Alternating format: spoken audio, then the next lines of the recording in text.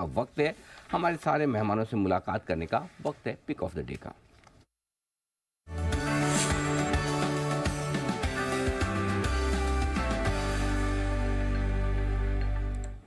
सभी मेहमानों का बहुत बहुत स्वागत है और सिद्धार्थ जी की भी राय जान लेते हैं, आज उन्हें क्या है पसंद, बताएं सर।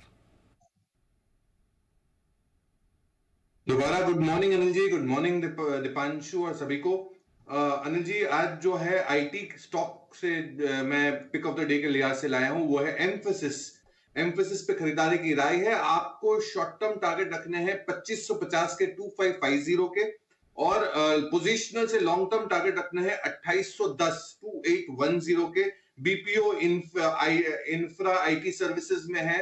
बीएफएसआई सेगमेंट और टेक्नोलॉजी सेगमेंट को सबसे ज्यादा केटर करती है ये कंपनी, और रेवेन्यू आई 12% कांस्टेंट करेंसी में ग्रोथ होते हुए दिखे हैं। टोटल कॉन्ट्रैक्ट वैल्यू भी हमने करीबन $760 मिलियन देखे हैं। एक्सपैंड कर रहे हैं बीएफएसआई स्पेस में, और वो ऐसे रीजन में जहां पे इनकी पहुंच नहीं है, जैसे कि कनाडा, यूरोप। और एड्रेसेबल मार्केट भी 3x हो गया है पिछले 4 साल में। तो ओवरऑल पर्सपेक्टिव से डील साइज इंक्रीज हो रही है। तो मुझे एम्फेसिस आईटी स्पेस में अच्छा लग रहा है। शॉर्ट टर्म टारगेट 2550 और पोजिशनल 2810।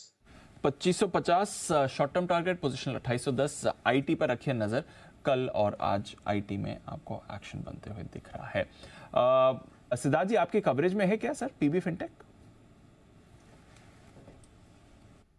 दीदी, पीबी फिनटेक को हम कवर नहीं करते हैं, बट स्टार्टअप और नए जमाने के बिजनेस के लिहाज से मैं मानता हूं कि ये बिजनेस अच्छा ग्रो हो सकता है, बट इसमें समय लग सकता है। अगर आपको शॉर्ट टर्म सोच रहे हैं तो मैं मानता हूं कि ना निवेश करें।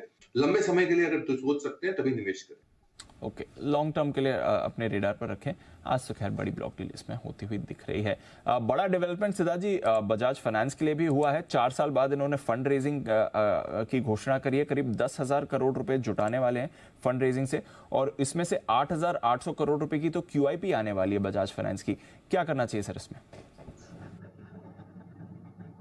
बिल्कुल सही कह रहे हैं दीपांशु। और 1200 करोड़ का वारंट्स और 8,800 करोड़ का क्यूआईपी, ये बुक वैल्यू पर शेयर को इंक्रीज कर सकता है। एफआई 24 में 13% और 10% एफआई 25 में। आरओई करीबन करीबन स्टेटस को रहेगा अबाउट 20% के ऊपर, जो हाईएस्ट इन द इंडस्ट्री है। और ओवरऑल पर्सपेक्टिव से हम मानते हैं कि प्राइस टू बुक 6.1 टाइम्स पे है। तो ओवरऑल पर्सपेक्टिव से बजाज फाइनेंस जिस हिसाब से ये साल में कस्टमर एडिशन करने वाली है, आप सुनिएगा, 1.2 करोड़ से 1.4 करोड़ कस्टमर ऐड होने वाले हैं एफवाई 24 में। मुझे बहुत पॉजिटिव लगता है बजाज फाइनेंस यहां से। और 9650 के लिए एक साल के नजरिए से आप जरूर निवेश कर सकते हैं बजाज फाइनेंस। ओहो, मतलब 20 लाख कस्टमर और ऐड करवाएंगे आप एक साल में, बराबर सर?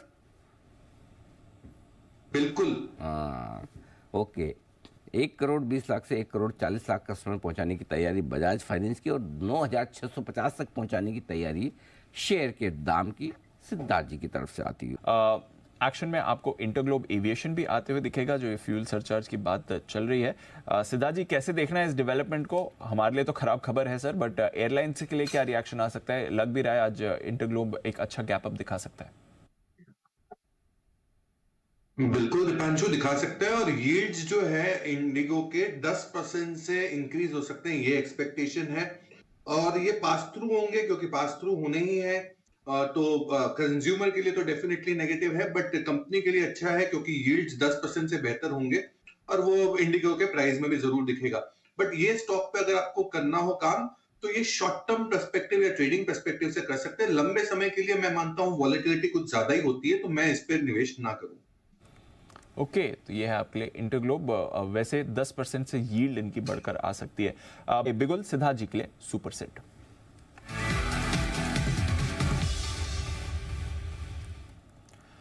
बताएं सिद्धार्थ जी।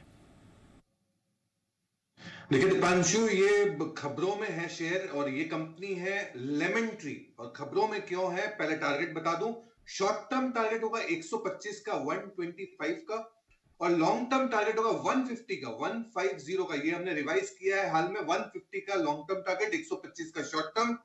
लार्जेस्ट होटल की ओपनिंग हो रही है, इंडिया की लार्जेस्ट होटल। जी हां, आप सही सुन रहे हैं, इंडिया की लार्जेस्ट होटल ओरिका मुंबई, 669 रूम्स की। ये रूम्स के लिहाज से सबसे बड़ी होटल है जो लेमन ट्री लॉन्च कर रही है मुंबई में। वो 14%, 14% की इन्वेंट्री होती है इनके लिए ये होटल। अक्टूबर एंड में ये लॉन्चिंग हो जाएगी। लेमन ट्री पे खरीदारी की राय है। और मुंबई में जो ओवरऑल जो ऑक्यूपेंसी रेट होता है वो अमूनन सिटीज से ज्यादा रहता है, 74%। एक्सपेक्ट कर रहे हैं एवरेज रूम रेट 15% सीएजीआर से ग्रो करेगा। और फेस्टिव ट्रैवल, साथ ही साथ शादी ब्याह का मौसम, वर्ल्ड कप, सब कुछ साथ में है। सबसे बड़ा होटल लार्जेस्ट इंडिया का लॉन्च हो रहा है। 125 का शॉर्ट टर्म टारगेट और 150 का लॉन्ग टर्म टारगेट। एड्रेस बताओ सर इसका, मुंबई में तो किस जगह? अनिल जी, ये T2 एयरपोर्ट है उसके पास में है, मुंबई, ओरिका मुंबई। T2 अपने ये विलेपार्ले सांता क्रूज वाला? जी जी अनिल जी। वहाँ इतनी जगह किधर है? जी अनिल जी है। मतलब ऐसे ऊपर बनाएंगे हवा में, ज्यादा लंबा ऊपर ही है मतलब कैसे? नहीं, वो ज्यादा तो बना ही नहीं सकते। एयरपोर्ट के एयरपोर्ट है। आसपास तो लिमिटेशन है, छोटा रखना मतलब इतना बड़ा लैंड पार्सल मिला है, क्या बात है, वाह। क्या नाम क्या बताया होटल का आपने? ओरिका, AURIKA। अच्छा, और कब तक बनेगा सिद्धार्थ जी? नहीं, ये बन चुका है, अक्टूबर में लॉन्चिंग है। हाँ। और 669 रूम्स, इंडिया का सबसे बड़ा होटल है रूम्स के लिहाज से। एक मिनट और बिगुल सिद्धार्थ जी के लिए सुपर सेट।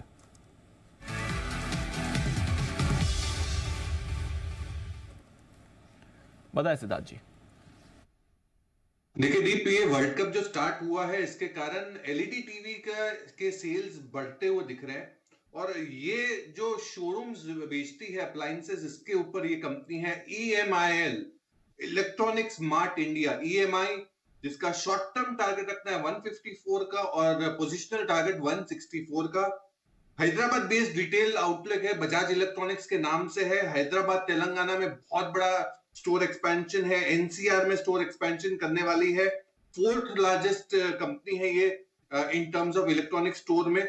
Q1 में मोबाइल फोन के रेवेन्यू 74% और स्मॉल अप्लायंसेस के 60% से ग्रो हुए हैं। FY24 की जो रेवेन्यू की गाइडेंस है वो 20% सीएजीआर से है। ओवरऑल पर्सपेक्टिव से ये क्रिकेट वर्ल्ड कप इनका एलईडी टीवी का बहुत बड़ा बूस्ट ला सकता है। NCR expansion on the track है और एक्सपेक्ट कर रहे हैं कि 33% मुनाफो में जंप देख सकते हैं सीएजीआर बेसिस में आने वाले 2 सालों के लिए। ईएमआई पे खरीदारी की राय है, 154 का शॉर्ट टर्म टारगेट, पोजिशनल 164। 154, 164 ये दो हैं टारगेट जिसके लिए करनी है आपको खरीदारी। EMIE ये है स्टॉक जहां पर आपको दिखेगा एक्शन। एक और बिगुल सिद्धार्थ जी के लिए सुपर सेट।